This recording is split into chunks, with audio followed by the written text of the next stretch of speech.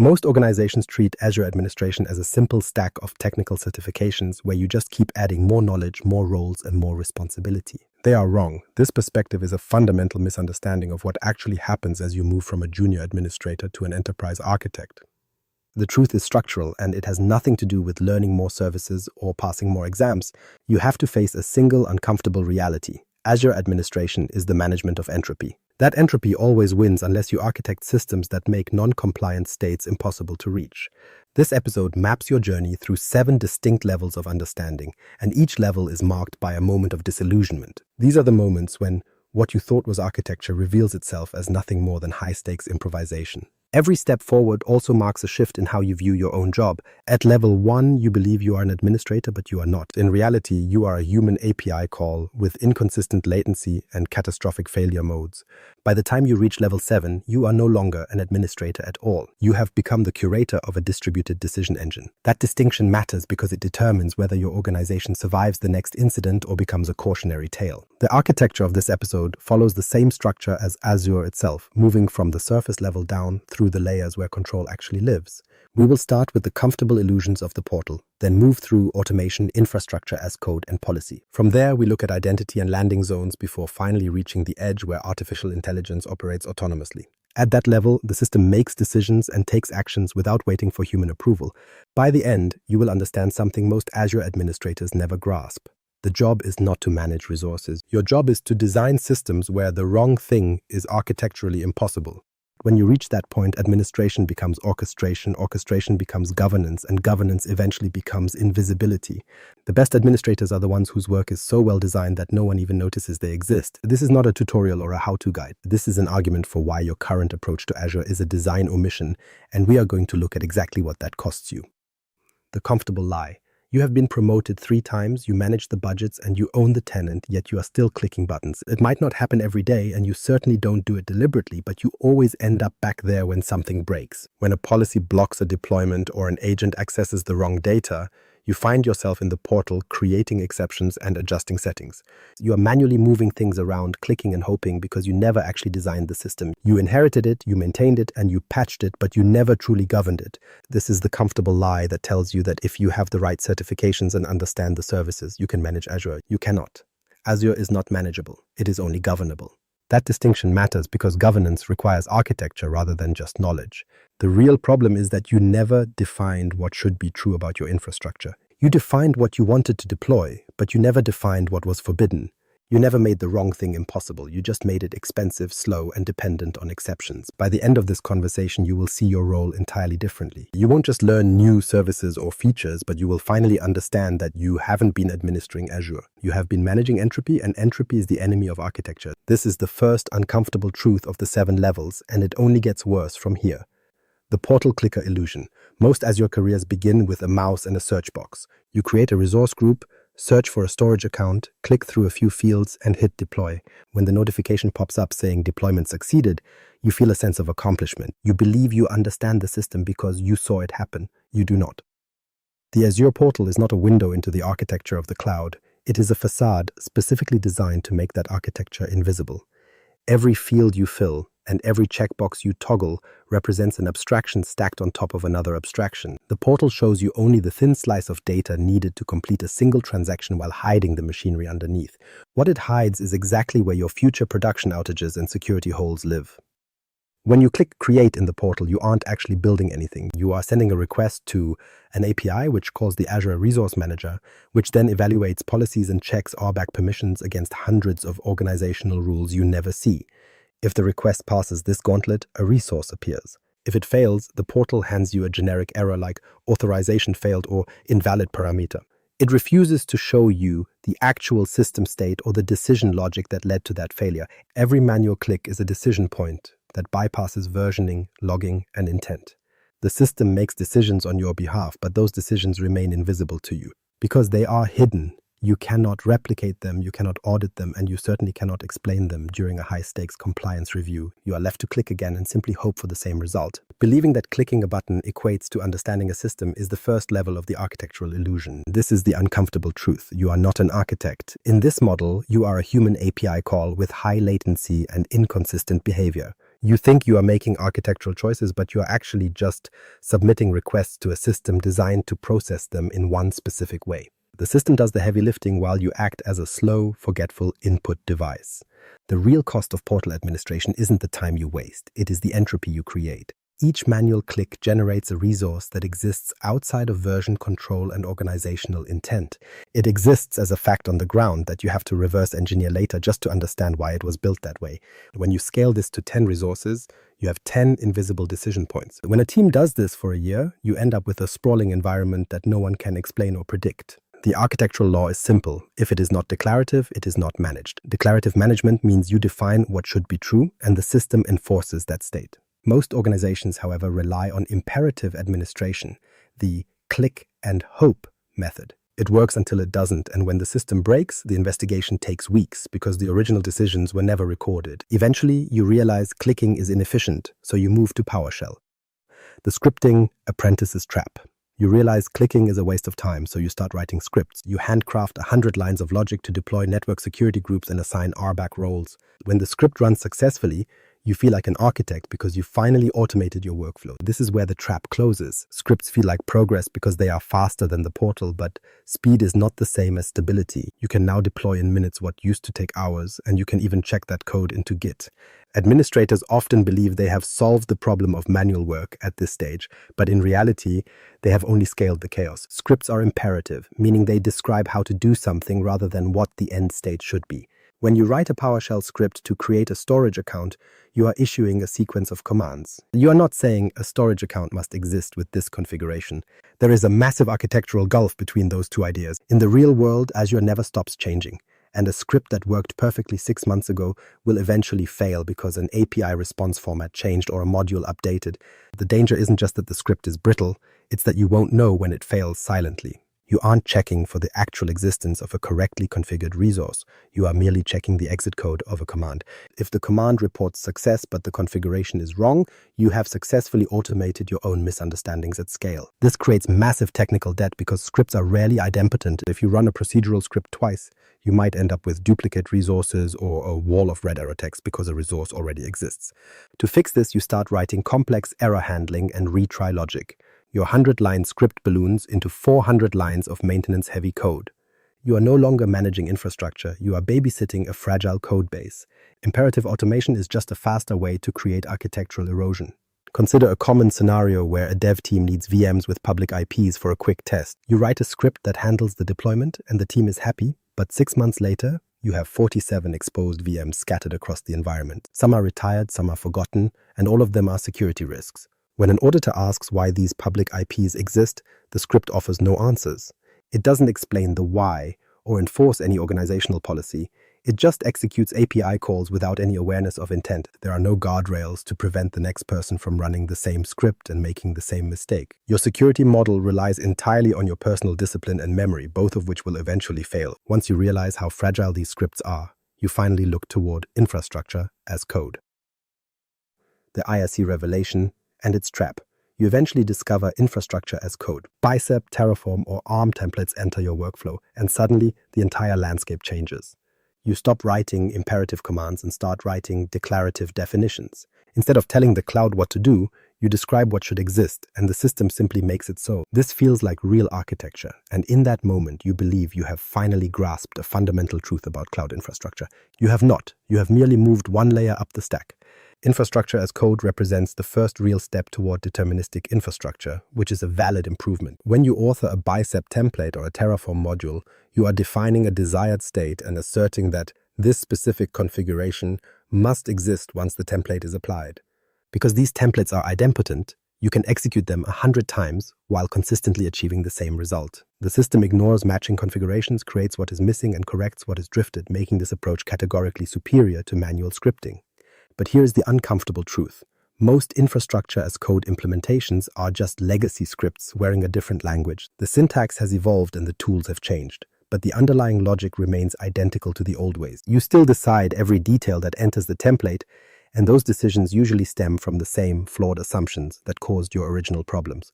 You might build a sophisticated bicep template that deploys a storage account with perfect naming, replication settings, and access tiers. You version it in Git and run it through a professional CI/CD pipeline, feeling organized and repeatable, yet it remains nothing more than automation without intent.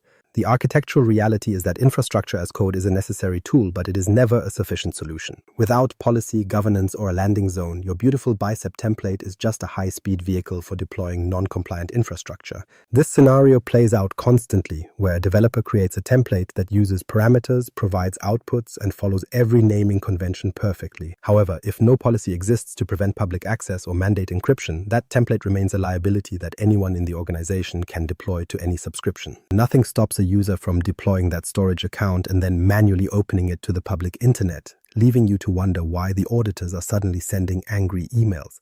The template defines the mechanics of creation, but it fails to define what is actually permitted to exist. While the template serves as documentation of your intent without enforcement is nothing more than hope. This is the exact point where most organizations stall out. They invest heavily in infrastructure as code by building vast libraries of patterns and educating their teams, only to realize these templates prevent nothing. They simply make it faster to deploy resources, many of which violate internal standards or should never have been created in the first place. The real divide between meaningful IRC and basic automation comes down to one principle. The template is not the truth. The policy is the truth. Your bicep template describes how a resource looks, but organizational policy dictates whether that resource has a right to exist at all. Policy is the critical layer that separates true architecture from mere automation because it is the only mechanism that makes the wrong thing impossible. If a template attempts to enable public access on a storage account while a policy forbids it, the policy wins every time. A template can never override the fundamental intent of the organization. Most organizations possess neither the template nor the policy, while some have the template but ignore the governance. Almost no one realizes that the policy is the only part that actually matters for long-term stability. You can keep writing better templates, but they will continue to deploy non-compliant infrastructure as the gap between your perceived control and actual reality continues to widen. This realization proves that infrastructure as code is not the final answer. It is a tool, and tools used without an architectural framework are just faster ways to fail. The governance awakening. Once you realize your templates require guardrails, you finally discover Azure policy. This marks a fundamental shift in your approach, not because you are adopting a new service, but because you are confronting a new architectural principle. The distinction between what you allow and what you permit defines the boundary between architecture and chaos. The common comfortable assumption is that policy is inherently restrictive and exists only to slow down innovation with bureaucracy. People claim it makes developers unhappy by forcing exception requests and creating friction, so they argue for minimizing constraints to let teams move fast. They treat policy as a necessary evil that should be kept to a minimum to avoid breaking the workflow. That assumption is exactly what kills organizations. Policy is not restrictive, it is clarifying. A deny policy is not a hurdle, but rather the active enforcement of architectural inevitability. When you implement a policy that denies public IPs on network interfaces, you aren't slowing down innovation, you are preventing a specific category of failure from ever occurring. You are stating that in this environment, infrastructure exposed directly to the internet at the network layer is architecturally forbidden. It doesn't require an approval or a ticket because the state itself is impossible to achieve. You must understand this distinction clearly. If you create a network interface without a deny policy, the system technically allows you to attach a public IP. Even if it is a massive security vulnerability, someone will eventually do it, whether by accident or through a lack of understanding. That exposed infrastructure will be found by attackers, the environment will be breached, and the resulting failure will cascade through your entire system. When a deny policy is active, the control plane rejects the request to create that public IP immediately. The resource never exists, the state remains impossible, and no amount of accidental or deliberate effort can force it into being. Because the request fails at the source, the category of failure is effectively deleted from your environment. Consider the cost analysis that most organizations fail to perform correctly. A single misconfigured public IP can lead to a breach costing $4.5 million and requiring months of grueling incident response. You end up dealing with lawyers, regulators, and a damaged reputation while the board asks questions you cannot answer. That same policy, if enforced from day one, costs absolutely nothing to maintain. It requires no management overhead or complex approval workflows because the forbidden state simply cannot exist. The deeper insight here is purely architectural. Policy is the primary tool that transforms you from a resource manager into an architect of the control plane. The control plane is the space where every decision is made. and every template deployment is just a request sent to that decision engine. The control plane evaluates your policies and checks your RBAC before deciding whether to permit the request. Most administrators never actually touch the control plane, choosing instead to deploy templates and pray the results stay compliant. They spend their careers reacting to decisions the system already made by monitoring, auditing, and attempting to remediate problems after they occur. Architects, however, design the control plane itself. They define the policies that the system evaluates before any resource is ever born. By making these decisions in code, they allow the system to enforce those rules autonomously and at scale without needing human intervention. Deny policies function at the control plane to stop non-compliant states before they take root. This is the line between governance that works and governance that fails. Effective governance prevents bad states from existing, while failed governance tries to stop people from creating them, which leads to a constant battle that the system eventually loses. When a deny policy forbids public IPs, every single non-compliant request fails at the exact moment of creation. The policy wins, the organization remains secure, and the insecure state stays impossible. This isn't bureaucracy, it is architecture. This is the moment you stop being an administrator and finally start being an architect. The landing zone ecosystem. Eventually, you realize that policy is not enough to solve the problem on its own. While policy prevents specific actions from occurring, it still operates within an organizational structure, and the uncomfortable truth is that most organizations have no structure at all. You start with a tenant containing various subscriptions that people treat like simple storage containers. You put resources in them and assume they are roughly equivalent, labeling some as production and others as dev or test, but they remain fundamentally just subscriptions. This is the exact point where most architectural designs fail. The comfortable assumption is that a landing zone is just a subscription with a few policies slapped on top of it. You create the subscription, attach some Azure policy initiatives, add a few RBAC assignments, and tell yourself that you have successfully built a safe harbor for infrastructure. You believe the environment is secure because you followed a checklist. You are wrong. A landing zone is not a subscription, nor is it a single resource you can deploy and forget. In reality, it is a complex ecosystem where management groups, subscriptions, policies, and RBAC must function as a unified control plane. It requires the integration of networking topology, identity, and automation to create a deterministic environment where security is not an accident. When you treat a subscription as a mere container, you are committing a fundamental architectural error by assuming these units are interchangeable. You are suggesting that the only real difference between environments is the workload running inside them, which is how an administrator thinks. Architects see subscriptions as blast radius controls. Creating a subscription is actually about building a boundary that limits the fallout from human error or malicious activity. Consider a developer working in a test subscription who accidentally runs a buggy script that triggers a mass deletion. In a flat structure, that script might reach out and wipe a production database, resulting in a total company catastrophe. But with proper boundaries, that disaster stays contained within the test subscription while the production databases and their backups remain completely untouched. The developer has the authority to manage resources in their sandbox, but the subscription boundary ensures they lack the power to touch anything critical. This separation of authority is enforced by the architecture itself rather than a pinky promise or a manual process. Without this segmentation, you have no real boundary to protect your core assets. A single mistake in a script could theoretically reach every piece of critical infrastructure and delete your entire digital footprint in seconds. This is why subscriptions matter from an architectural perspective. They are not containers for your stuff. They are the walls you build to limit the radius of inevitable failures. Landing zones enforce these boundaries using 3 specific mechanisms, starting with hierarchical policy. Management group level policies ensure that every subscription inherits specific guardrails automatically, so production environments always get strict security, while dev environments remain flexible. These policies cascade down the hierarchy, ensuring that intent is enforced at scale without manual intervention for every new resource. The second mechanism is RBAC, which defines exactly who can perform specific actions within those subscription boundaries. A developer might have broad permissions to create and delete resources in a dev environment, but that same identity is restricted to read-only access in production. The subscription boundary acts as the hardline that prevents their elevated dev permissions from bleeding into sensitive areas. Finally, you have networking topology, where each subscription maintains its own isolated networks. Production workloads cannot simply reach across into another subscription over a private connection without going through a central hub. They must be explicitly authorized to cross that boundary, and every single crossing provides a new point where security policy can be enforced. Designing landing zones this way is an exercise in resilience and containment. You are building a system where the failure of one component cannot cascade through the rest of the environment. The real shift happens when you stop seeing landing zones as secure sandboxes and start seeing them as your organizational structure written in code. You are encoding your business boundaries into the Azure hierarchy, defining exactly where dev ends and production begins. You are deciding where policy changes and exactly how large the blast radius will be when something eventually goes wrong. Azure Verified modules have become the new standard for this work because they are composable and aligned with how systems actually behave. The old enterprise scale models were often too monolithic, forcing you to fork massive templates just to make a small change. AVM allows you to build the specific landing zone you need by combining smaller, verified modules into a cohesive whole. Once you accept that these boundaries are necessary, you realize they require identity to function.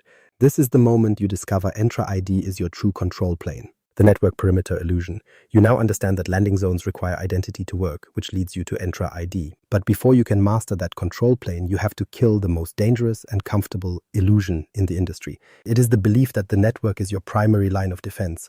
Most Azure administrators still think like network engineers because that is how they protected organizations for 30 years. They built perimeters with firewalls and DMZs, creating strict rules about which traffic could cross a physical boundary. That model works perfectly in a traditional data center where the walls are made of concrete and the cables are visible. The comfortable assumption is that your VNets and firewalls are what actually protect your resources. Following this logic, you build a virtual network, configure your security groups, and write complex firewall rules to lock everything down. You restrict traffic to corporate IP ranges and feel a sense of total control because you have built a digital fortress. This is the illusion that leads to catastrophic breaches. The architectural truth is that the traditional network is dead and the perimeter is no longer a physical location. In a cloud-native world, the perimeter is a token. Think about how access actually works in Azure today. A user could be sitting in a coffee shop in Tokyo or a hotel in Moscow when they type a URL into their browser. When that application requests data from Azure, the request goes directly to the Azure Resource Manager. The system does not ask where the user is sitting. It asks if the request carries a valid token from a trusted provider. The network has almost nothing to do with this decision. If the token is valid and the identity is authorized, Azure grants access regardless of the user's physical location or the security of their Wi-Fi.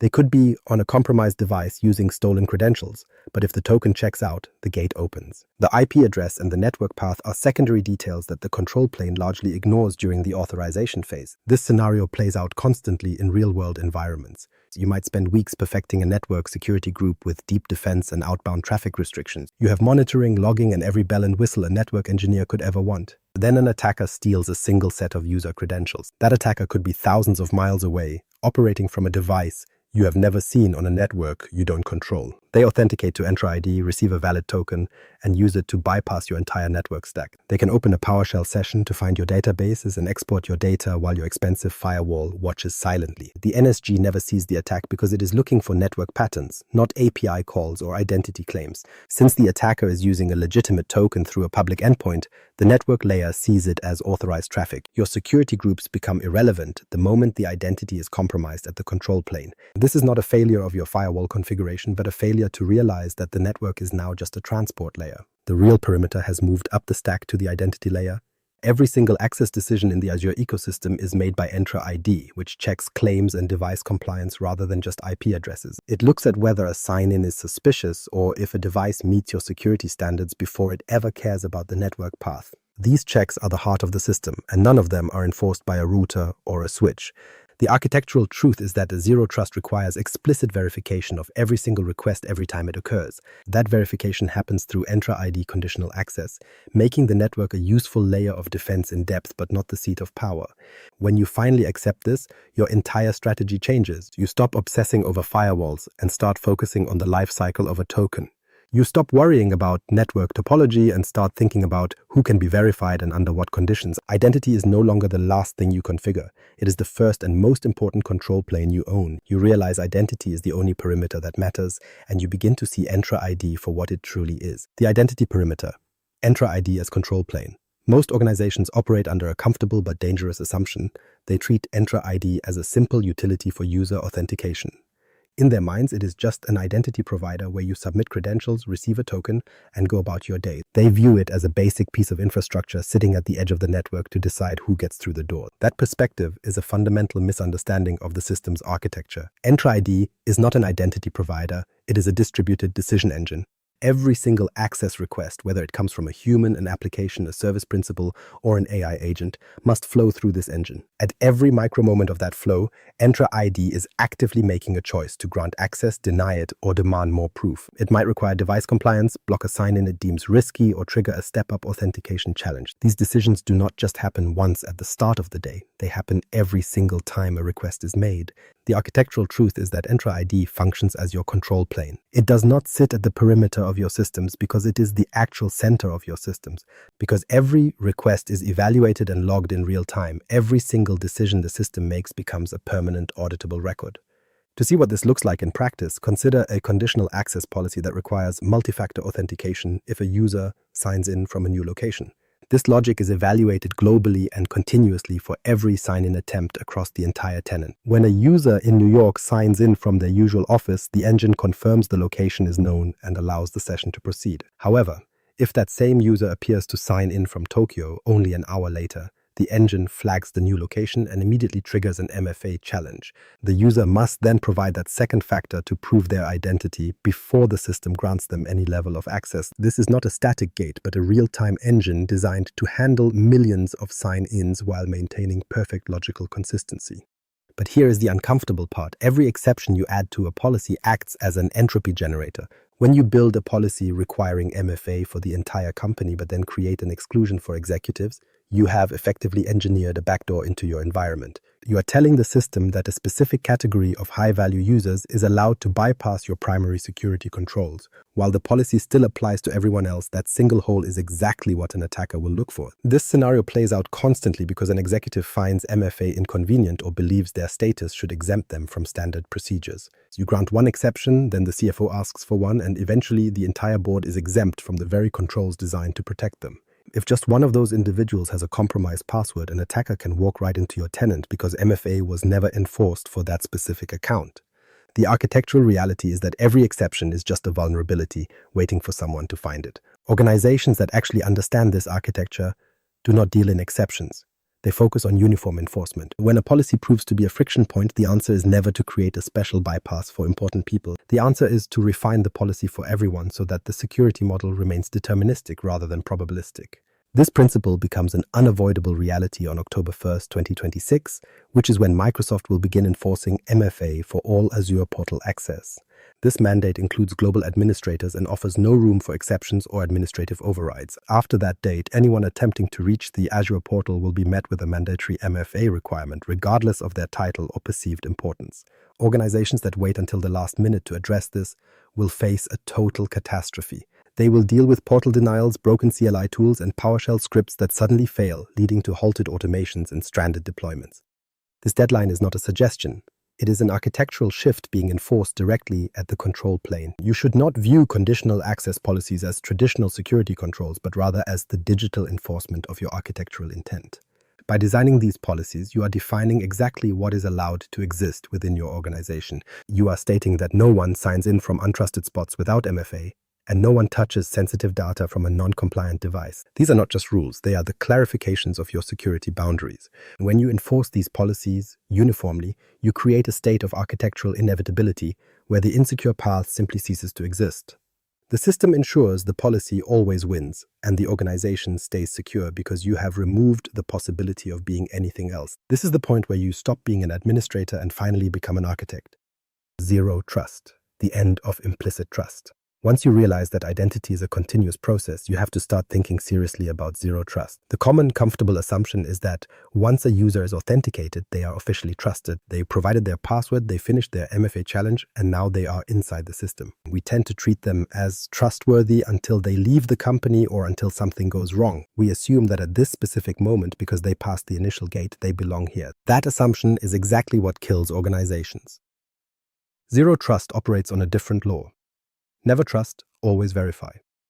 Every single access request is treated as a potential breach until the system proves otherwise. This verification does not happen once at sign-in. It happens continuously for every action and every moment of the session. The system is perpetually asking if the identity is still valid, if the behavior is normal, and if anything has changed that should trigger a revocation. The architectural truth is that trust is not a permanent state. It is a continuous evaluation. When you sign into Entra ID, the engine looks at your device compliance, your location, and your typical behavior patterns to see if anything looks off. If the signals are green, you receive a token, but that token is not a permanent hall pass. It is merely a temporary statement about your trustworthiness that can be retracted the second your risk profile changes. Continuous Access Evaluation, or CAE, is the specific mechanism that makes this real-time security possible. CAE allows Entra ID to re-evaluate a user's status constantly rather than waiting for a token to expire at the end of the day. If a user's role changes or their device falls out of compliance, their access is revoked in seconds. If a token is stolen, the system can invalidate it immediately, stopping an attacker before they can move laterally. We see the alternative play out in the real world all the time. A user is fired on a Friday afternoon, their badge is taken, and they are walked out of the building. However, because no one immediately revoked their cloud tokens or disabled their Entra account, their Azure access remains wide open. They go home, log into the VPN, and spend the weekend exporting credentials or establishing persistence. By the time Monday morning rolls around, the entire environment has been compromised by a ghost. In a zero-trust model, that same termination triggers an automated workflow that disables the account and revokes all active tokens instantly. When that former employee tries to log in from their kitchen table, they find that they cannot authenticate or even reach the login screen. Their device is already marked as non-compliant, their sessions are dead, and the blast radius of their departure is exactly 0. This is not an aspirational goal for the future. It is the standard operating procedure for modern organizations. They use lifecycle workflows to automate account management and rely on CAE to kill sessions the moment a threat is detected. They use conditional access to ensure that every single interaction with the system is being watched and verified. The architectural truth is that zero trust is not a feature you turn on, but a total shift in your design philosophy. This model requires a combination of conditional access, privileged identity management, and constant automated monitoring. It is not a checkbox you mark off for an auditor. It is a principle that dictates how every system in your environment must be built. You are effectively deciding that being inside the network or on a corporate laptop means absolutely nothing. When you move to zero trust, you are declaring that implicit trust is dead. You are challenging every access attempt and verifying every identity, regardless of whether they are an entry-level employee or the CEO. You stop viewing access as a simple yes or no switch and start seeing it as a constant living evaluation of risk. The moment you embrace this, you realize your job is no longer about granting access, but about verifying trustworthiness forever. The AI agent explosion. Once you realize that continuous verification requires automation, your mind naturally drifts toward AI agents, and this is exactly where the architectural illusion collapses. Most organizations cling to the comfortable assumption that AI agents are merely tools under their direct control, viewing Copilot as a simple utility that responds to prompts. In this flawed model, a user asks a question, the AI provides an answer, and the human decides what to do next. The AI is seen as a passive participant that doesn't actually take actions or access infrastructure on its own, remaining just an intelligent tool that you manage like any other software. That is a fundamental misunderstanding. In reality, AI agents are not tools, they are identities. When an AI agent runs in your tenant, it functions as an autonomous entity equipped with its own service principal and specific permissions. It can authenticate to Azure, invoke APIs, and access data to make decisions that lead to real-world actions. It does all of this without waiting for a human to approve the next step or asking for permission to proceed, operating with a level of autonomy that most administrators haven't yet reconciled with their security models. The architectural truth is this: the AI agent is your new most dangerous insider threat. Consider a scenario that is playing out in organizations right now where a Copilot agent is configured with broad permissions to help users locate documentation. This agent has been granted the right to read every file in SharePoint, OneDrive, and Teams, along with every archived email in the system. When a user asks the agent to summarize their recent communications, the agent doesn't just look at the surface, it processes every single email that person has ever sent or received. It reads them, analyzes the contents, and generates a summary in seconds, effectively accessing sensitive data at the staggering speed of the cloud. The user never intended to hand over their entire life story to the agent, but because the permissions existed and the request was made, the agent fulfilled its mission. Now imagine a more calculated request where a user asks Copilot to find sensitive information across the entire organization. Since the agent has access to all documents, it can scan for patterns indicating customer records, financial statements, or intellectual property that the user isn't authorized to see. The agent finds everything because it has the permissions, and suddenly, the identity perimeter has been bypassed by the very tool meant to enhance productivity. The architectural truth is this: AI agents create action risk, not just output risk. Most leadership teams worry about output risk, which is simply the AI generating a bad, biased, or inaccurate answer that might cause a PR headache. Action risk is a different animal entirely because it involves the AI modifying or deleting components of your actual infrastructure. If an optimization agent is given permission to prune your environment, it might identify a stale resource and delete it autonomously. If that resource happened to be a backup required for legal compliance, your organization is now in breach of regulatory requirements because of a machine's decision. You cannot govern these agents the same way you govern human administrators. Humans are inherently slow, they hesitate when they aren't sure, and they generally think about the consequences of hitting the delete button. While humans certainly make mistakes, those errors are usually human scale, meaning they might delete one resource before realizing something is wrong and stopping. AI agents operate continuously at a scale that defies human intervention. They perform thousands of actions per second and interact with other agents in ways you likely didn't anticipate, cascading decisions through your infrastructure instantly. They inherit every permission of the identity they inhabit, and if that identity is overprivileged, the agent becomes a high-speed engine for architectural erosion. This is the moment you realize Entra ID is no longer just about managing people, it is about constraining autonomous identities that you currently have no framework to audit. Bounded autonomy, the new governance model. The realization that AI agents require a different governance model usually leads architects toward the concept of bounded autonomy. There is a common assumption that you can simply write a standard policy to govern these agents using conditional access or RBAC to keep them in check. You might believe that if you set enough constraints, the agent won't be able to do anything you didn't explicitly authorize, but that line of thinking is dangerously incomplete. The problem is that traditional policies only describe constraints by telling the agent what it cannot do. They fail to define intent. And when you define constraints without intent, you end up with agents that are either too restricted to be useful or agents that stay within the lines while accomplishing nothing meaningful. Bounded autonomy shifts the focus by defining the specific boundaries where an agent can play, then allowing it to operate freely within those markers. You define the intent, the constraints, and the escalation paths so the agent can do its job without stopping to ask for permission at every single fork in the road. Take an optimization agent designed to reduce cloud costs as a concrete example of this model in action. The intent is clear: find unused resources and deallocate them to save money. The boundaries are equally sharp: do not touch backups, do not modify production databases, and ignore any resource tagged as protected. Within those bounds, the agent is free to shut down a test cluster or resize an underutilized storage account without a human ever getting involved. If it encounters a situation that requires crossing a boundary, such as a backup that looks unused but is actually required for compliance, the agent escalates the issue to a human. The architectural truth is this: bounded autonomy is the only way to scale AI safely. If you reject this model, you are left with two broken choices that both lead to failure. The first choice is to over-constrain the agent until it becomes a slow human in a computer that provides no real value because it requires manual approval for every minor task. The second choice is to give the agent broad, undefined permissions and hope for the best, which inevitably leads to the agent deleting something critical during a situation you didn't anticipate. Bounded autonomy provides the middle ground necessary to capture the speed and scale of AI without the catastrophic risks of unmanaged autonomy. Microsoft Entra Agent ID is the first real-world implementation of this concept, moving it from a theoretical architectural goal to a functional reality.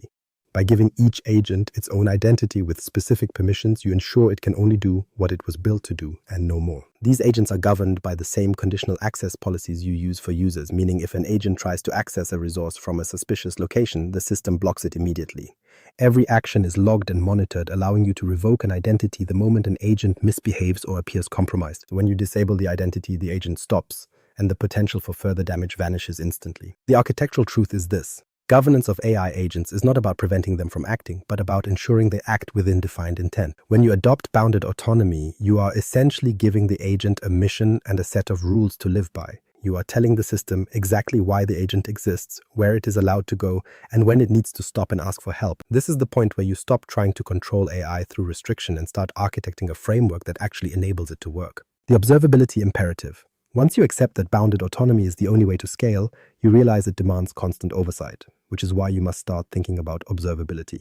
Most organizations operate under the comfortable assumption that audit logs provide a complete window into their tenant because Azure writes them and Microsoft stores them for later analysis. While it is true that you can query and export these records to see what happened, relying on logs alone is a foundational mistake that leaves you architecturally blind. The distinction between logging and observability matters profoundly, yet it is a concept that almost no organization truly understands. Logging is simply a historical record of a past event, like a digital receipt showing that a specific user deleted a storage account at 3:47 p.m. last Tuesday. It allows you to look backward at the wreckage, but it offers no insight into the live state of the system or the intent behind the action. Observability is something else entirely. It is the ability to ask questions about what is happening right now and receive answers in real time. Instead of just seeing that an action occurred, you see the logic that triggered it, the specific conditions the system evaluated, and the sequence of events that followed. Observability is not a history lesson. It is live visibility into the heartbeat of your distributed decision engine. In architectural terms, flying without observability means you are operating in the dark. Consider an AI agent tasked with optimizing your costs by identifying and deallocating unused resources within its defined constraints. You might have configured its escalation paths correctly, but without observability, you can only see the results in the audit log after the VM has already been shut down. You cannot see the agent's reasoning, nor can you see which policies constrained its choices or whether it is currently drifting toward the edge of its intended bounds. Everything changes when you implement true observability because you can finally watch the agent's logic flow as it analyzes resources and evaluates constraints. If that agent attempts to touch a production database when it is only authorized for development environments, a real-time alert fires and your SOC team investigates within minutes. This allows you to stop the agent before it can do any lasting damage, effectively preventing a breach or a major design omission by preserving the environment in the moment. Without this visibility, you will likely discover the problem 3 months later during a routine audit when someone notices a database was modified by an unauthorized process. By the time you find the logs from March 15th, it is already July and the damage has been done for months.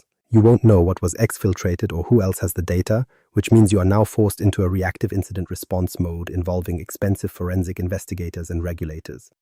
Building this capability requires 3 specific components, starting with centralized logging, where every signal from every source flows into a single system like Azure Monitor or Log Analytics. You cannot rely on logs scattered across different services in multiple formats that require manual stitching to make sense of the chaos. You need a unified, queryable source of truth that serves as the foundation for your entire security posture. The second component is the use of real-time dashboards that show the current state of your system rather than a snapshot from last week. These tools allow you to see exactly how many agents are running, how many policy evaluations are happening, and how many escalations have been triggered in the last hour. When you see the system in real time, you can spot emerging patterns and identify when something is going wrong before it becomes a catastrophe. Finally, you must establish alert thresholds and automated responses to enforce your assumptions at scale. If sign-ins spike from unusual locations or policy denials exceed a certain limit, the system should not just notify you. It should respond by revoking tokens or blocking the agent. This response must be automated and fast because observability is the foundation of incident response, and if you cannot observe a behavior, you cannot govern it. The governance loop, continuous enforcement. Now that you understand observability, you can monitor your agents and track compliance with a sense of confidence. You have defined your policies, deployed your alerts, and established an incident response plan, leading you to believe that the governance problem is finally solved. This is the exact moment where governance fails for almost every organization because they treat it as a destination rather than a process. The comfortable assumption is that a policy set once will remain enforced forever, such as an Azure policy that denies public IPs on network interfaces. You might believe that because the policy is assigned to a management group, every resource created from now on will be perfectly evaluated and secured. That assumption is a form of architectural erosion that will eventually destroy your security posture. Policies naturally drift over time as exceptions accumulate and the original assumptions about your environment begin to change. Governance without constant iteration is nothing more than a false sense of security, where you feel protected by words on a page that no longer match reality. What starts as a perfect policy quickly degrades when a developer asks for a single, temporary exception to finish a test. You grant that exception for one day, but then you forget to remove it, and soon another developer asks for a similar favor for a different project. 6 months later, your environment contains 47 exceptions to the public IP policy, rendering the original rule completely worthless. The policy still exists in your dashboard, but it has failed to enforce anything, becoming a piece of security theater that covers up the underlying chaos. The uncomfortable truth is that governance is not a static state. It is a continuous loop consisting of 5 distinct stages. You begin by defining your intent, such as deciding that public IPs should not exist, and then you move to enforcing that intent through policy deployment. However, you must also monitor compliance to find violations and remediate them by either fixing the resource or justifying a documented exception. The final and most important stage is the review and iteration phase, where you ask if the policy is still effective or if the environment has changed too much to support it. This cycle of defining, enforcing, monitoring, remediating, and reviewing must repeat indefinitely because the cloud is dynamic. If you are not iterating on your policies, you are not governing. You are simply hoping that your old assumptions still hold true. In a practical sense, this means running a query every quarter to identify which policies are being violated most frequently and investigating the root cause. You have to decide if a policy is too strict or if people are simply working around the rules for the sake of operational flexibility. Every exception must have a documented owner, a clear business reason, and a hard expiration date that you actually enforce during your quarterly reviews. Governance without iteration is just wishful thinking. And the reality of this principle is becoming clear as Microsoft's 2026 deadlines for MFA enforcement approach. These are not new requirements, as Microsoft has been recommending these changes for over 5 years, yet many organizations have failed to iterate on their internal standards. Now they are facing a hard forcing function on October 1st, where MFA becomes mandatory with no more delays or special cases allowed. Organizations that practice continuous governance are already compliant because they implemented and tested these changes years ago. For them, the upcoming deadline is just another Tuesday, and nothing changes because they have already evolved their systems to match the modern threat landscape. They didn't wait for a crisis to act. They built the requirement into their architectural DNA through constant refinement. The organizations that did not iterate are now in a state of crisis, scrambling to fix broken automation scripts that cannot handle MFA prompts. They are discovering that their most critical systems rely on legacy authentication that is about to vanish, forcing them into a cycle of desperate patching and remediation. All of this stress stems from the foundational mistake of believing that a policy was a one-time setup rather than a living part of the control plane. Landing zones as the control plane. By now you understand that true governance requires a functional control plane, but that realization comes with a price. You have to accept that a landing zone is not a template you deploy once and then walk away from. It is not a specific resource, and it is certainly not just a subscription. In architectural terms, a landing zone is a continuous governance system that never stops running. The comfortable assumption most people make is that a landing zone is just a subscription with some policies slapped onto it. You deploy a template, it creates a management group hierarchy, and then it spins up some subscriptions. That same template assigns your policies, configures the networking, and sets up your monitoring before it finally finishes. You hit the deploy button, the green checkmark appears, and you tell yourself that governance is finished. You believe workloads can now land safely because the work is done. This is a fundamental misunderstanding of the system. The architectural truth is that a landing zone is the living expression of your architectural intent written in code. It isn't something you simply deploy. It is something you continuously operate as your primary control plane. Every subscription created within that boundary automatically inherits the policies of the landing zone, and every resource created inside those subscriptions is constantly evaluated against those rules. Every identity attempting to access a resource is checked against the RBAC assignments you defined at the top level. The landing zone is not a passive folder. It is an active, breathing engine that is continuously enforcing your intent across the entire environment. When you vend a subscription through a landing zone, that container is never a blank slate. You aren't handing over a clean piece of paper that the user then has to figure out how to configure. That subscription arrives pre-configured and perfectly aligned with your core architecture from the very first second it exists. It already has the correct policies, the right RBAC structures, and the required network topology baked into its DNA. Because monitoring is already enabled and logging is already flowing, the subscription is compliant on day zero without any manual intervention. In a real-world scenario, this changes how your teams actually work. When a developer team needs a new subscription for a project, they don't open a ticket or wait for an email chain to resolve. They don't need to have a long, painful conversation with the cloud architect just to get permission to build. Instead, they go to a self-service portal and fill out a simple form with their team name, project details, and budget. Once they click submit, an automated workflow triggers behind the scenes to handle the heavy lifting. The system creates the subscription and places it into the correct management group based on the metadata provided in the form. It applies the necessary policies, wires up the network, and sets up the RBAC assignments while the developers are still grabbing a coffee. The entire process takes minutes, and the result is a subscription that is fully compliant from the moment it is born. This is subscription vending, and it represents the control plane operating with total autonomy. This is how you achieve governance at scale without relying on humans to remember the rules. The uncomfortable truth is that without subscription vending, you simply cannot scale your governance model. You can try to manually create subscriptions and hand-assign policies, but you will eventually fail because humans are inconsistent. Some environments will end up with different security postures than others, and some will have better networking than their neighbors. You will eventually wake up to a sprawl of inconsistently configured environments that were all created in the name of speed. The ultimate cost of that flexibility is that your governance becomes fragmented and meaningless. Azure Verified modules have become the new standard for building these systems because they are composable, tested, and aligned with actual architectural patterns. The old enterprise-scale landing zone was a monolithic beast that tried to define everything in one giant, unmanageable template. If you wanted to customize a single setting, you had to fork the entire thing, which made merging Microsoft's updates a nightmare. That process was incredibly cumbersome and prone to human error. Azure Verified modules allow you to build the specific landing zone you need by composing smaller, verified building blocks. If you need a specific management group structure or a unique network topology, there is a specific module designed for that purpose. You compose these modules together, configure your variables, and deploy a solution where every piece is versioned and maintained by Microsoft. When an update is released, you can adopt it without the pain of a manual merge, allowing you to stay current with best practices. The architectural reality is that landing zones are not actually about restricting control. They are about enabling your organization to move at scale. Without this framework, you are forced to manually audit every single subscription, which is a slow and error-prone way to live.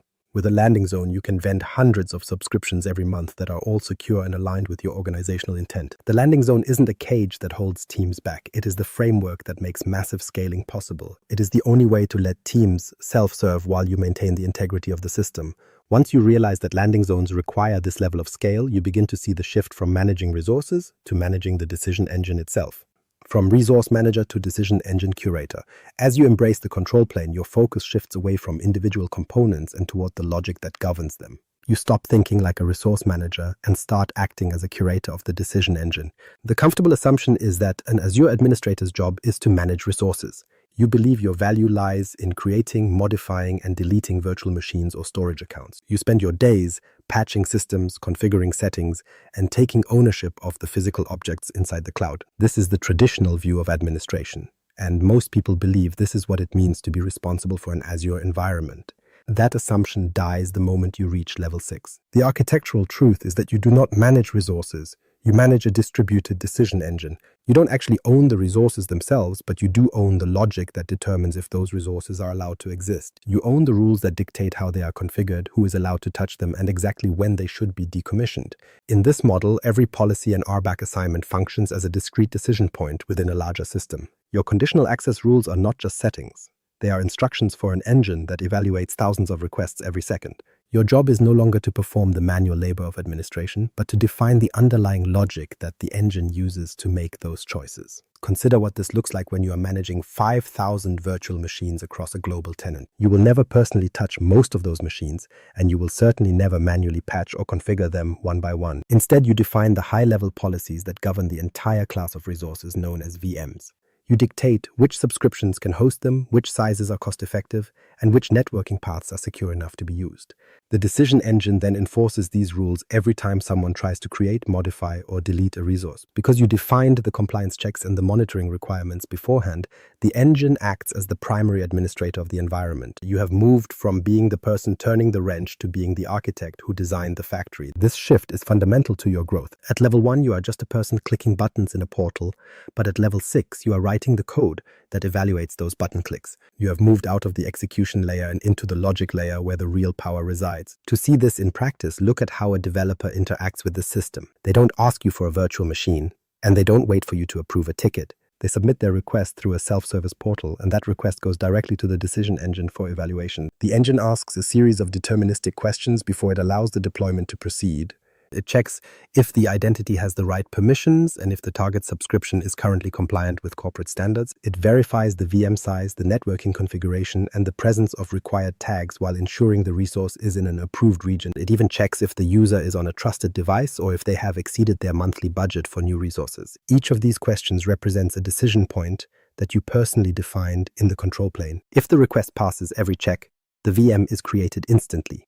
If it fails even one, the request is denied with a clear explanation. This process is transparent, consistent, and incredibly fast, which means the developer always knows exactly what is required to get their work done. The architectural truth is that this system isn't restrictive. It is actually clarifying for everyone involved. Developers appreciate knowing the rules of the road, such as which regions are off-limits or which tags are mandatory for billing. When they follow the rules, the VM appears without any friction, delays, or soul-crushing bureaucracy. But the deeper insight here is that the decision engine is entirely deterministic. It makes the exact same decision every single time, based on the rules you provided, regardless of who is making the request. There are no special exceptions for executives and no favoritism for senior engineers, because the logic applies to everyone equally. This isn't a wall of red tape, it is a masterpiece of architectural clarity. When you stop managing resources and start managing the engine, your entire perspective on the cloud changes. You stop worrying about individual instances and start thinking about entire classes of infrastructure and the logic that governs them. You are no longer an operator reacting to tickets. You are an architect designing a system of authority. The decision engine is your true control plane, and the resources are simply the physical output of that engine's choices. The control plane is what you own, what you build, and where your professional authority actually lives. Once you grasp that concept, you finally understand what Level 6 is really about. You realize the engine is deterministic, and that leads you to wonder how AI agents will eventually plug into this logic. AI agents as decision engine participants. Once you realize the decision engine is strictly deterministic, you naturally start wondering how AI agents fit into the architecture. This is usually the point where the entire mental model collapses. Most organizations lean on a comfortable but false assumption. They believe AI agents exist entirely outside their governance model. The logic is that Copilot is just a tool running on a user's device that responds to prompts without ever touching the control plane or interacting with the decision engine. You might tell yourself that you govern Azure while the AI operates in a separate vacuum, but that line of thinking is a critical architectural mistake. In reality, AI agents are not external observers. They are active participants in your decision engine. When a Copilot agent needs to reach a resource, it doesn't get a special bypass or a secret path around your security. It hits the exact same decision engine as every other identity in your tenant. The agent authenticates using its own Entra ID, receives a token, and then that token is scrutinized by your conditional access policies, resource level RBAC, and application authorization. To the decision engine, the agent is just another identity to be validated. While the engine treats them the same, these agents introduce a level of complexity that human users simply cannot match. The uncomfortable truth is that AI agents create a massive volume of action risk because they operate 24/7 without ever needing a break. Because they can perform thousands of actions every second and interact with other agents in unpredictable ways, they inherit every permission of the identity they represent. If that identity is overprivileged, the agent will rapidly cascade that flow across your entire infrastructure. Consider a common scenario where an AI agent is tasked with cost optimization. The intent is simple: reduce cloud spending. To do this, the agent has permission to modify VM configurations, and after analyzing the environment, it finds a VM using only 30% of its memory. It decides to resize that VM to a smaller, cheaper SKU, which is an action perfectly within its assigned permissions. The agent executes the change, but the application running on that VM immediately crashes because the smaller SKU can't handle the application's peak load. Even though the average use was low, the app regularly spiked to 90%, a detail the agent ignored because it was making decisions based on a narrow, incomplete dataset. The agent wasn't malicious or compromised, yet it still triggered a major production incident while trying to achieve its goal. This is the essence of action risk, and the only architectural answer is bounded autonomy. You can allow an agent to identify a problem and propose a solution, but you cannot allow it to implement that solution without a human in the loop. In a bounded model, the agent would create a ticket for the underutilized VM. A human would see the memory spikes during the investigation, and the optimization would be denied. By forcing the agent to operate within these specific bounds, you prevent the incident while still leveraging the AI's analytical speed. Microsoft Entra ID is how you actually implement this concept of bounded autonomy. By giving each agent its own identity, you can wrap it in conditional access policies that block it the moment it reaches outside its defined scope. Every single move the agent makes is recorded and auditable, and when it hits a decision it isn't authorized to make, it follows a hard-coded escalation path to a human. AI agents are not the future of Azure administration, but bounded AI agents certainly are. You need agents that operate within clear intent boundaries and are governed as identities rather than just features. These are the only tools that will allow you to scale your infrastructure safely, because an agent without boundaries is just a disaster that executes faster than you can stop it. The governance scope: what gets governed? By now, you understand that AI agents require governance, and you've likely started building a system around bounded autonomy and observability.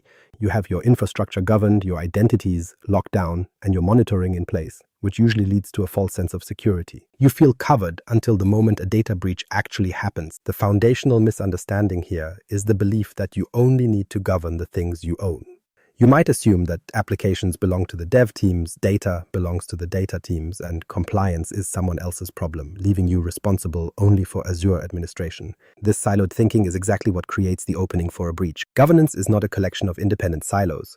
It is a holistic system where a breach occurs because multiple controls fail at the exact same time. While a single broken policy might seem like an acceptable risk in isolation, these failures eventually stack to create a catastrophic vulnerability. It usually happens in a chain of small, overlooked errors. An infrastructure failure allows a storage account to be created with public access, while an identity failure gives a user far too much permission to modify that account. Because the data team didn't classify the information and the app team used overly permissive credentials, the stage is set for a disaster.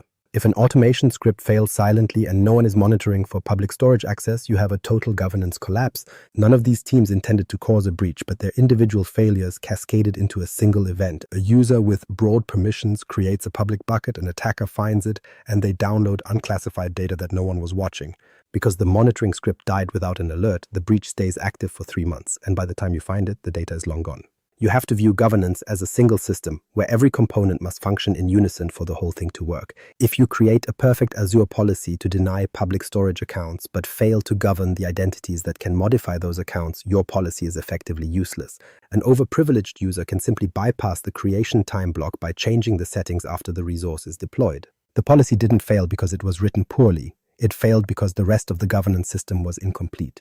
You didn't have the RBAC controls to stop the user or the monitoring to catch the configuration drift, proving that your security is only as strong as its weakest link. If you ignore any single domain, whether it's identity, data, applications, or automation, you are leaving a hole that an attacker will eventually find. The scope of your governance must include every single one of these domains without exception. Infrastructure and identity must align with data and compliance, or the entire system loses its coherence. This isn't just a best practice you can get to later. It is the foundational requirement for operating in the cloud. Once you accept that governance is holistic, you have to start looking at the organizational structure needed to actually enforce it. The organizational structure required. By now, the reality of holistic governance should be clear. You understand that every domain, infrastructure, identity, data, and automation is woven into a single fabric. This leads to a deeply uncomfortable realization. A lone Azure administrator cannot actually manage this. The comfortable assumption is that you are the center of the universe. You own the tenant, manage the subscriptions, and write the policies. In this mental model, you are the single point of accountability for identity and monitoring alike. It feels like control, but in reality, you have simply turned yourself into a single point of failure. This is a dangerous illusion. The architectural truth is that governance at scale is a team sport, and the idea of one person owning every domain is a fantasy. No single human possesses the deep expertise or the literal hours in a day to maintain this level of control. When that person eventually leaves the organization, the entire governance structure doesn't just bend, it collapses. Mature organizations operate through distributed teams where each group owns a specific governance domain.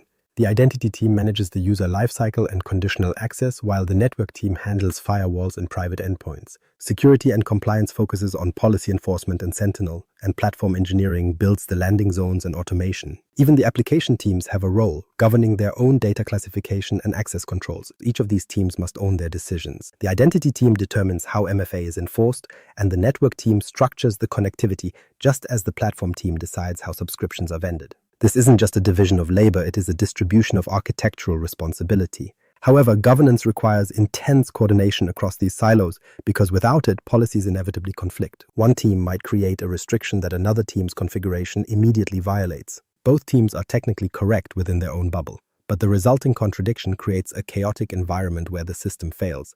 We see this play out constantly in the real world. Security might push a policy that denies public IPs on all network interfaces, while the network team creates a policy requiring them for external connectivity. Because these mandates clash, neither is enforced reliably, leaving both teams frustrated and the environment compromised. Solving this requires more than just technical skill. It requires a structure for coordination.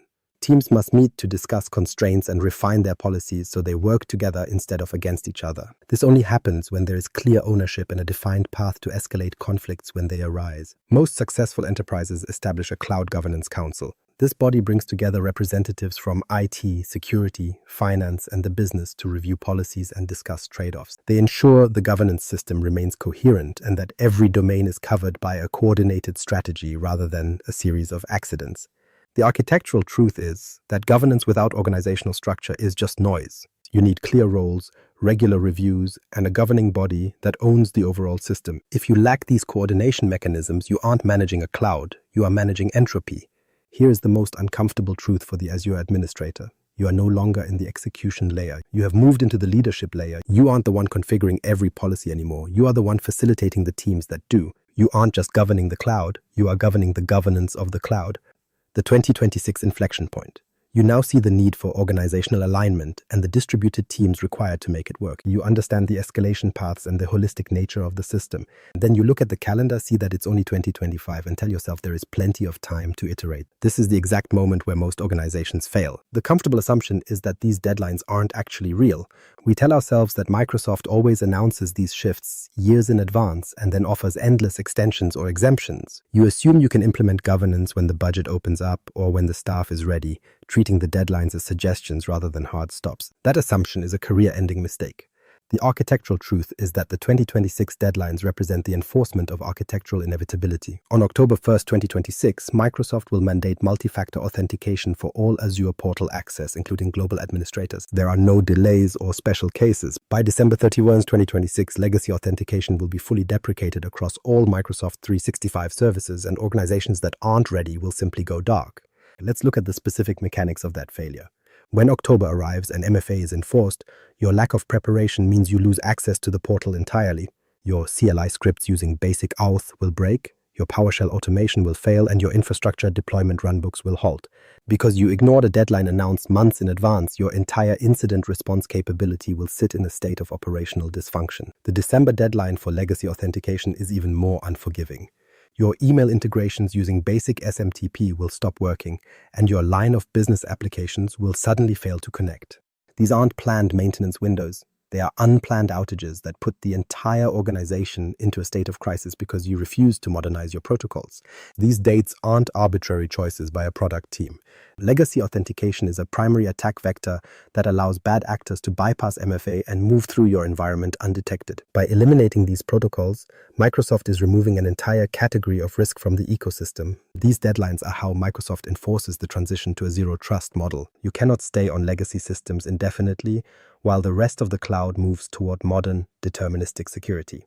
This isn't Microsoft being difficult, it is the platform forcing you to accept the future of security architecture. The difference between organizations that survive this and those that collapse is how they spend their time today. Proactive teams are testing right now, discovering that half of their automation needs to be rewritten before the deadline hits. They are identifying edge cases and training their staff so that when the date arrives, nothing actually changes for them. Organizations that wait until the last minute will spend October 2nd fighting fires at 2 o'clock a.m. They will be rushing MFA deployments for thousands of users and making hasty decisions that create even deeper security vulnerabilities. They aren't governing, they are reacting to a disaster of their own making. The 2026 deadlines are a forcing function designed to make you implement governance and adopt zero trust. Organizations that use this as a catalyst for change will emerge with a more secure, modern infrastructure. Those that resist will be forced to change under extreme pressure, violating compliance requirements and suffering through avoidable outages. The question you have to answer is simple. Do you want to work for the organization that implements governance proactively, or the one that tries to fix its broken architecture in the middle of a crisis? The deadlines are real, and they are coming for your career. The career implications, levels 1 through 7. You now understand the 7 levels of Azure maturity, the illusions that define them, and the architectural truths those levels eventually reveal. Naturally, you are asking the one question that actually matters for your future. What does this mean for my career, my salary, and my professional trajectory? The comfortable assumption most people cling to is that more certifications automatically lead to higher pay and better prospects. You might believe that earning your AZ 900 leads to a promotion, followed by a raise for the AZ 104, and another jump once you secure the AZ 305. In this mental model, certifications are a simple linear equation where more badges equal more money and guaranteed advancement. That is a convenient lie. The architectural truth is that certifications are a necessary but entirely insufficient condition for real career growth. While a badge might get your resume past an automated recruiter filter or prove you studied the documentation, it only demonstrates that you understand Azure features. It does not mean you understand architecture, it does not mean you understand governance, and it certainly doesn't mean you can solve complex, high-stakes problems. Understanding is what actually drives advancement because while certifications open the door, only true architectural understanding allows you to walk through it. Let's look at what the progression actually looks like in the real world. At level 1, you are a portal clicker who knows how to manually create resources, likely holding an AZ900 and working as a junior administrator for $60,000 to $80,000. Moving to level 2 makes you a scripting apprentice where you automate tasks with PowerShell, and with an AZ104 in hand, your salary as an administrator typically climbs to between $80,000 and $110,000. Level 3 marks your transition into a template architect who defines infrastructure as code, and as an Azure Solutions architect with an AZ305, you can expect to earn $110,000 to $150,000. By level 4, you become a governance enforcer who secures environments at scale, often holding an AZ500 and commanding a security architect salary of $130,000 to $170,000. The climb continues at level 5, where you act as an identity strategist designing zero-trust systems, and an SC300 certification helps push your identity architect earnings toward $180,000. Level 6 is the platform orchestrator who manages massive landing zones using both solutions architect and security engineer credentials, earning up to $220,000 as an enterprise cloud architect. Finally, level 7 is the agentic governor who oversees autonomous systems and AI agents, and as a chief architect with AI and identity specialties, your salary starts at $200,000 and often scales significantly higher. But here is the critical insight. You cannot skip these levels or jump from the portal to AI governance just by reading an article. You must first understand why portal clicking fails, why scripts are inherently fragile, and why templates without enforced policies create nothing but high-speed chaos. You have to learn why policies fail without identity and why network-first thinking is a dead end before you can ever hope to govern AI within a landing zone. The architectural truth is that a level 7 architect isn't the person who memorized the most Azure services, but the person who realizes those services are just tools to implement governance intent. They understand that the goal isn't to deploy more resources, but to ensure every deployment is compliant, secure, and perfectly aligned with what the organization actually intended to build. In their world, the specific resources are almost irrelevant because the decision engine is everything and the architecture is the only thing that lasts. Your career journey from level 1 to level 7 is a transition from being a resource manager to becoming a decision engine curator. It is a path of constant realization where you discover that your previous assumptions were wrong, forcing you to rethink your entire approach to the cloud. That specific discomfort and the forced rethinking it requires is what actually drives your career forward, because understanding, not a collection of digital badges, is the only real currency. The Monday morning action, what to do now. You have the levels, the illusions, the truths, and the career roadmap, but now you're sitting at your desk on Monday morning wondering what to actually do next. The research phase is over and your understanding is complete. Yet the most important question remains, how do you turn this theory into a functional system? The comfortable assumption is that you need to implement every single thing immediately, from Azure verified modules and deny policies to subscription vending and AI governance.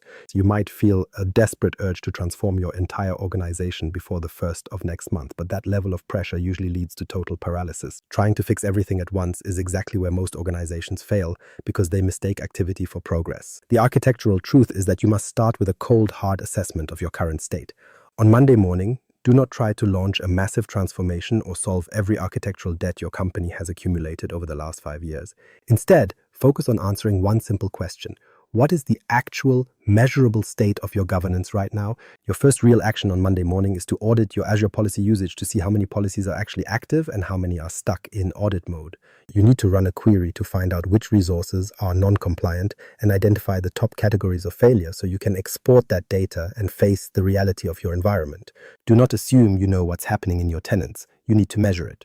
Next, you must assess your identity governance by looking at how many service principals exist and identifying which ones have been granted dangerously broad permissions.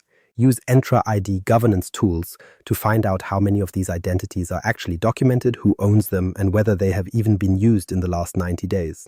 Finally, evaluate your landing zone maturity by checking if new subscriptions are created through a manual process or a standardized automated workflow. You need to benchmark your environment against the Cloud Adoption Framework design areas to see if your subscriptions are following the same networking topology or if they are drifting into silos. The architectural truth is that assessment is the foundation of all meaningful change, and since you cannot improve what you haven't measured, you should spend your first week doing nothing but gathering data. Spend the first month truly understanding that data and the first quarter building a plan, because execution without a baseline is just guessing. Once the assessment is done, you have to prioritize the changes that will have the highest impact on your risk profile. If you discover that half of your 10,000 resources are violating public IP policies, that is your immediate priority, and you should implement a deny policy to close that gap. This single focus change does more to reduce your attack surface than a dozen minor tweaks that are easier to explain to your boss. Identify the one policy that eliminates the greatest risk to the business, not the one that is easiest to click or sounds best in a meeting. Your first deny policy should target the violation that would cause the most damage if exploited, so you can enforce it and remediate the existing violations before moving to the next threat. When you have that high priority policy ready, do not push it to the entire organization at once, but instead deploy it to a single test subscription to verify it works. You need to monitor it in non-production environments first to ensure it doesn't break critical systems, and only after you have confirmed its behavior should you move it into production. The architectural truth is that governance is never a big bang transformation, but rather a continuous disciplined process of iteration. You change one specific thing, measure the result, adjust your approach, and then move on to the next requirement. This requires a level of patience that most people lack, but it is the only way to build a system that actually functions under pressure. After that first policy is live, you need to establish a monthly governance review to see if violations are trending down and if your policies still align with your evolving architecture. This creates a feedback loop where you can decide whether to adjust the policy or fix the environment, turning governance into a learning cycle rather than a static set of rules. Lastly, you must communicate these wins to your leadership by showing them the direct impact on non-compliance, security incidents, and overall cloud costs. Without leadership buy-in, your governance efforts will eventually fail because someone will eventually pressure you to relax the rules in the name of speed. You aren't just clicking buttons in a console, you are changing the fundamental way your organization makes decisions, and that requires a leadership team that is fully committed to the long game. Start with the assessment, find your highest impact change, test it thoroughly, and then deploy it with confidence. This is how you build real governance. One step, one policy, and one architectural decision at a time. The uncomfortable truth. The Azure admin illusion is the persistent belief that administration is about managing resources. You spend your days clicking buttons, spinning up virtual machines, and configuring policies under the impression that you are managing the cloud. You believe you are in control. The uncomfortable truth is that you are not in control because the cloud actually controls you. In reality, Microsoft Azure functions as a distributed decision engine where you no longer manage the system, but instead you architect it. Your role is to define the logic and enforce the intent, but the cloud itself makes the final decisions. The cloud has become the administrator, leaving you to serve as its architect. When you reach level 7, you stop being an administrator and become a curator of intent. You are now the enforcer of architectural inevitability, and that is where the real power lies. I appreciate you listening to this deep dive into the 7 levels of Azure administration. If these concepts resonated with your experience, please leave a review on your favorite podcast platform or connect with me on LinkedIn. You can subscribe to the M365 FM podcast for more architectural insights into Azure, Microsoft 365, and security. Until next time, remember to think architecturally.